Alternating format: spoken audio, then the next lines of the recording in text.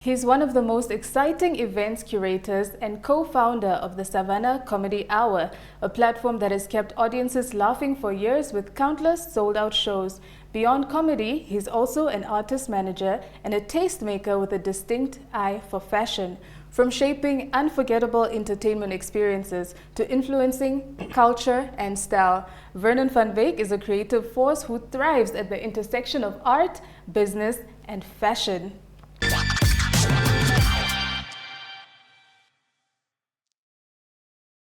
Hello everyone, I'm Esther Kamati and this is Real Spills, where we celebrate the movers and shakers of Namibia's creative industry. Today I'm joined by events curator, artist manager and co-founder of the Savannah Comedy Hour, Vernon van Wyk. Welcome to Real Spills. How are you doing? Hi Esther, I'm good, thank you, and it's good to be here.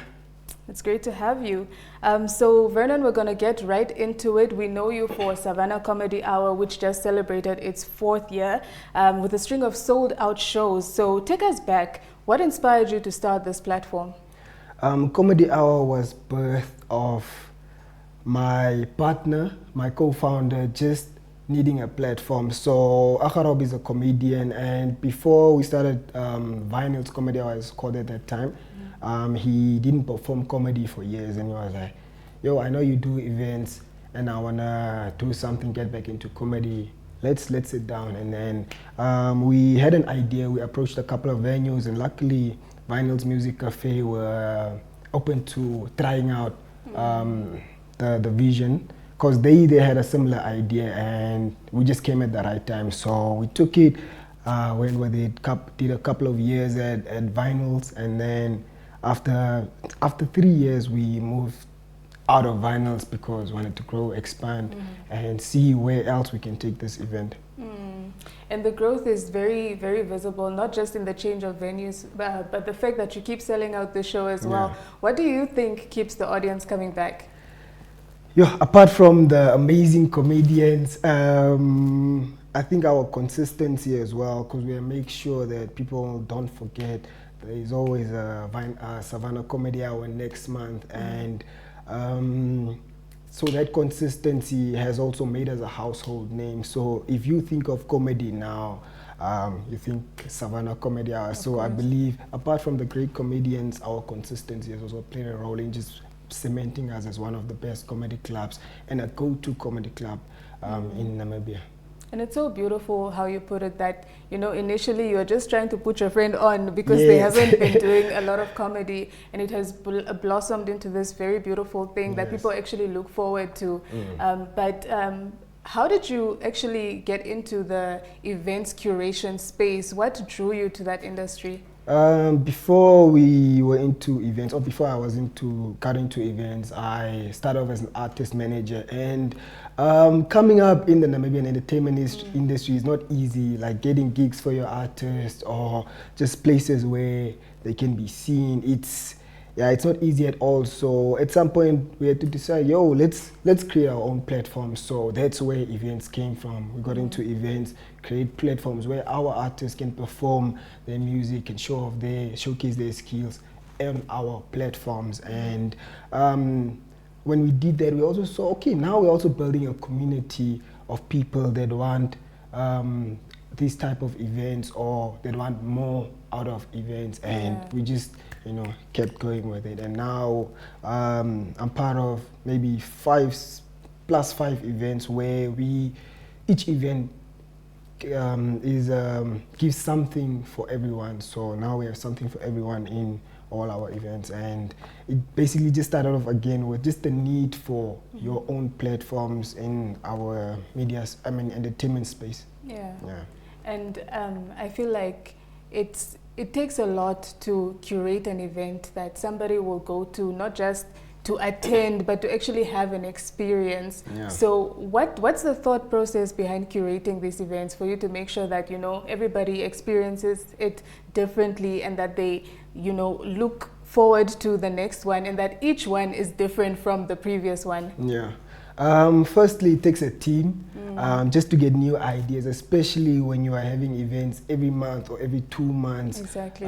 You need that partner to say, oh, let's try this, let's try that. But when it comes to the experience, what I and my team try to do is just make our events different from what's already out there. There can be 5 wine events in a month, but what you get at Ginger Me is completely, it's only available at Ginger Me. So a unique experience at each event and just convenience. You know, that's one thing we take for granted at events. Because if you go as an attendee and you're just there and you wanna access the bar, but there's so many people, or not even while there's so many people, just not enough people to help you, or just to even find a seat, just to sit comfortably. So it's these small things that we look past, but just to have that convenience as an event attendee is overlooked. So we also just try to make sure that you have it easy, and that makes it easier for you to enjoy the event.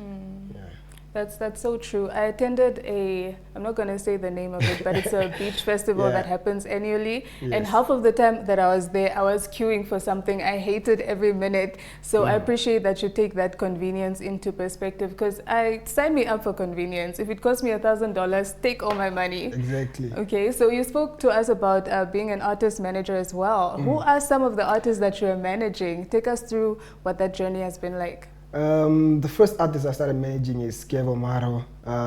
Started off as friends, and it just started with just music advice, or just like advice in general, and then we were like, yo, let's see where we can take this thing. And I got into radio and the media industry, so it was easier for me to say, let me reach out to a newspaper, let me reach out to a radio station or event organizers. So it just started from just giving my friend advice to now managing him as an artist, managing other artists. Another artist I'm managing is Akun, and I also work with DJ Dreas on as his A&R and his tour and other events that we work together on with. And we also have a project right now called Guest Distro, which is just a distribution platform for Namibian artists to put out their music to the world. So yeah, the work doesn't stop at just managing the artists. So you have to be, I think, you have to have your hands in so many things for you to help this artist that you're managing with. Yeah, that brand. That's actually my next question, because you started off managing an artist, but along the way this artist starts doing other ventures. They have other talents that they want to explore. So how do you sort of as an all-rounder, because you're managing this person but they have so many things going on, what's your strategy to make sure that each particular talent is given the attention that it deserves? Yeah.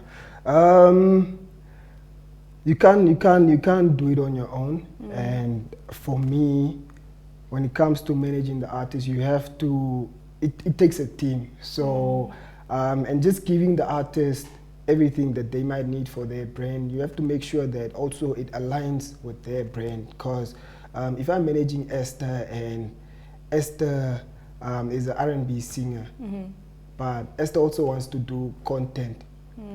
So how do we bring this content, say vlogging, how do we make sure the vlogging benefits your music? So you have to look at it holistically, and also just it has to make sense for the artist brand. So you spoke to us as well about starting off in radio, and that's where many of us, that's where I know you from. You used to work at Nast FM. Yes. And now you are into events and other things. Does this mean that we'll no longer be seeing you on radio? Has that come to an end? What's the chat there? Yeah. Radio is, I enjoyed when I did it.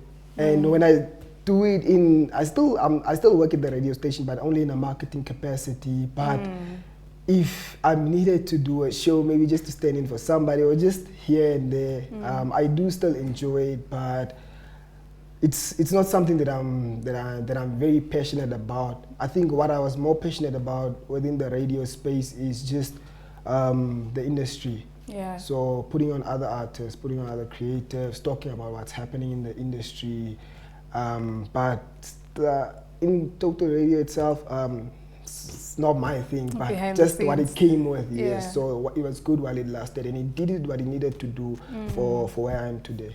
Okay, Yeah. so you needed to be in that space to become the Vernon that we know today. Exactly, yeah. Amazing. So another thing that you have become popular for is your personal style. You know, it's something that gets a lot of people talking. Yeah. So what's your style inspo? What do you think when you know, have to leave the house and you're like, let me put on something? What's your thought process behind curating your outfits?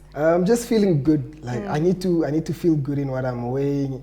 I could have a new shirt, but if it's not for that day, it's not for that day.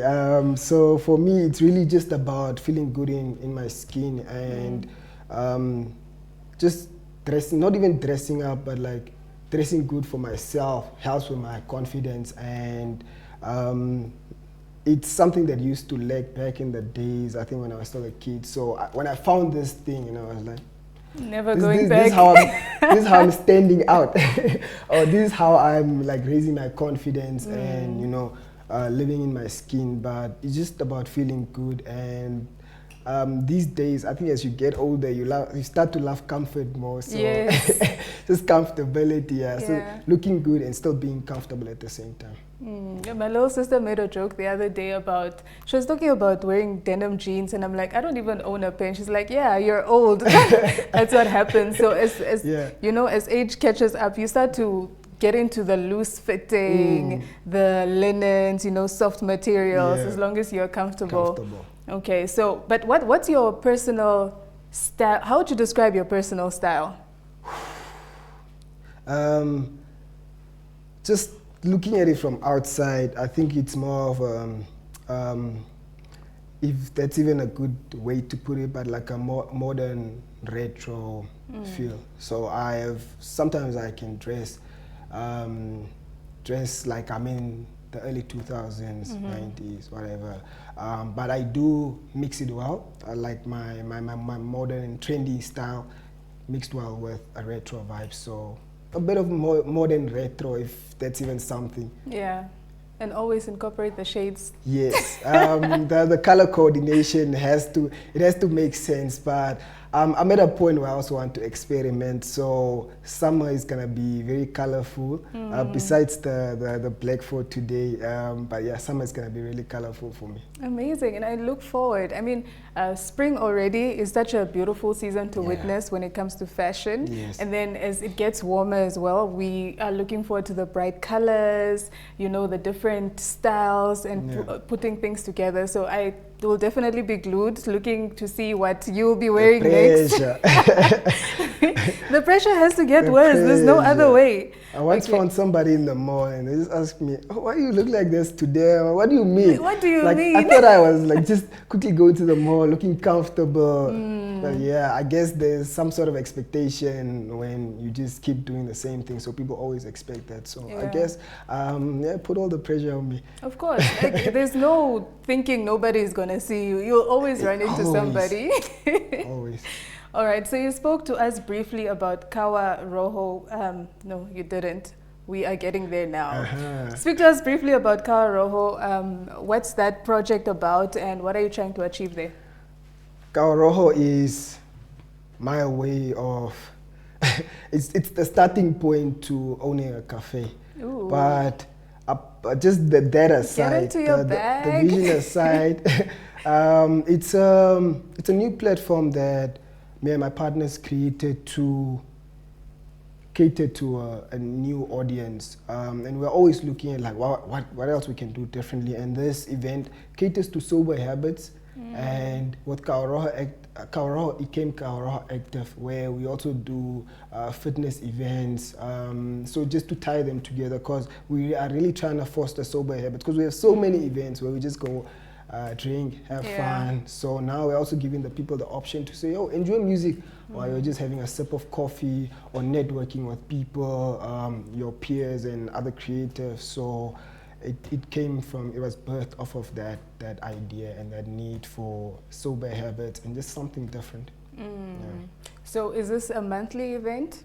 Currently it is a monthly event, but the rate that it's going, it will probably be more frequent when things are all set and good to roll. But currently it is a monthly event, yes. So take us through the vibes when I arrive. Like, what do I expect to find there? There's different coffees, maybe a live DJ. Yeah. What do we expect? So Kawaroho currently offers live DJ sets where you can experience a different type of, because it also has a different sound from every other event, because it's in the morning. It literally starts from 8 a.m. up until 2. So what do people listen to? So this one is for the morning people. Yes, for the morning people. Yeah, but apparently Namibia doesn't have a lot of morning people. I know, I'm not one. Yeah, because even just getting people to this event, people will say, because what do you mean 8 a.m.? But I'll be there at 10. So it's still good to see that you still come at 10. But yeah, man, we start at 8. When you get there, there's already a live DJ. You just get in, get your coffee, get your pastry. And where we are at is a patisserie, and they pastries is their specialty more than coffee. But with Kawaroho, we're also giving people the chance to try out like different options that you wouldn't get at the everyday cafe. Yeah. So we have a curated menu for coffee on the day of the event, where you can try a strawberry matcha, something that you probably only see on TikTok. So that's what we're offering with this event. And even though we're trying to foster sober habits, from a certain time we have cafe liquor, which is like coffee cocktails. So it's also something different that that you don't get at any other event currently. So we are trying to. It's acceptable to consume in the morning. Exactly. Yeah. So that's basically what Kawaroho offers. Oh, that's amazing. So this one is for you morning people. Maybe the runners can hop on it also after a nice run, grab a coffee, chill, listen to some live DJ music, and just, have fun. But talk to us about this name. Kawaroho. Yeah, where does it stem from? Kawaroho, it's a name that my partner Kevin Kevo Maro came up with. His Swahili, or he's part Tanzanian, so he speaks Swahili here and there when he needs to. But he came up with the name, and it means, in Swahili it's Kawaha, which means coffee, and Roho means spirit. Ooh. So we put it together to say the spirit of coffee, or coffee spirit. Yeah, so that's what you get when you come to Kawaroho. It's literally in the name. Yes. Okay, so taking us back to your career as an artist manager. So some of the artists that you manage are actually your friends. Yeah. So what's that relationship dynamic like? I think every artist manager should have some sort of personal relationship, or just that understanding what the artist. For me, it just so happens that my friends are also artists, and I believe in their craft. So it's easy, and it's easy. So it makes it easy for me to say, let me go the extra mile for this person, because I know what they're capable of, I know what they can do. But also, when you're managing an artist, you're just not managing their brand or them as a talent. You're also managing this person as a person. So one day they could be having mood swings, and it's not even business or music related, but you still have to handle this person as a person. So managing your friends makes it easy. And I have considered managing people outside of my friend group. It worked out for a while, but at least with my friends, I know how dedicated they are, so I can go the extra mile for them. Yeah. That's beautiful. But also, I feel like, with friendships, we all have fallouts, we have disagreements. How does this impact the business side of things? Sometimes it slows down the business, but then you just have to remember that we are all here for the business. And I think we've done well to separate our friendship from business, because we know when we need to work, we work. When we need to just chill, be friends, we do. Chill, So it's just like separating business from your personal relationships when it's time for the business. All right, so from all the projects that you've been a part of, the comedy, the events management, and all these events that you curate, I'm sure there's a personal character development, Yeah. so to say, that comes with it. What has this journey taught you about yourself? That's a great question. Just to live in the moment, because we do really nice events, and I think our events are like events we want to attend.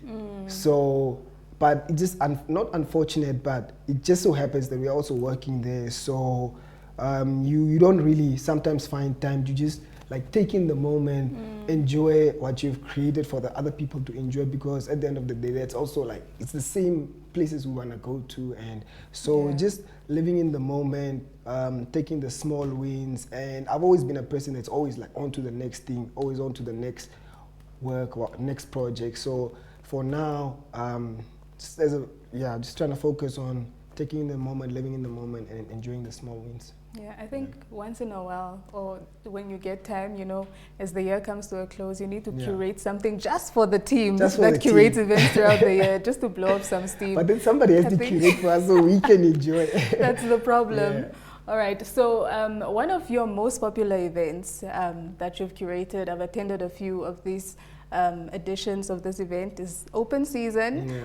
We love it. The theme is always so beautiful. You need to show up when you're going to open season. The vibes are always immaculate. But it's been quiet for a while. What happened? What's going on there? Open season requires special attention, because with that event, it's a themed event, and with themed events, you have to be very intentional. And also just the team got busy, because in the time we started open season, we started so many other events. So and these events were on a monthly occasion or every other 2 months. So you're just moving from this event to the next one. But this one that's just there tends to be neglected. So I'll admit that that event is one of those ones where it's like those older children that are there, but now there are younger ones. It's the middle child. Yes, so it's just there, but it's definitely coming back. We are working on even bringing it back bigger and better, and that was also one of the things, because we were quiet for a while, and we can't come back at the same rate or same place that we are at. So it needs to show that these guys actually took their time, thought it through, and did this event. But it's coming. It's in the works. Is it this year? This year still. Oh, so before December. Yes. Play this clip back. Okay. I love it. Thank you so much, Vernon, for your time and for sharing this beautiful info. Thank you, Vernon, for sharing your story with us and for, inspiring somebody out there. But before I let you go, I need to ask, getting into this event space and in the creative industry, you probably have steps that you're making to lead you to somewhere. So what is the legacy that you want to leave behind? For me, I just want to be able to be remembered by the people that I helped, or just as someone that was just selfless with their platform. Because I really do get a lot of gratification from just seeing, I helped this person, or I did what I could to make sure that they go extra little further because I believe in them. And I just want to be remembered for helping other people reach their full potential. Oh, that's so beautiful. Thank you. So you crawled so that other people can walk and eventually fly. Thank you so much for your time, and thank you at home for watching. My name is Esther Kamati, and this is Real Spills.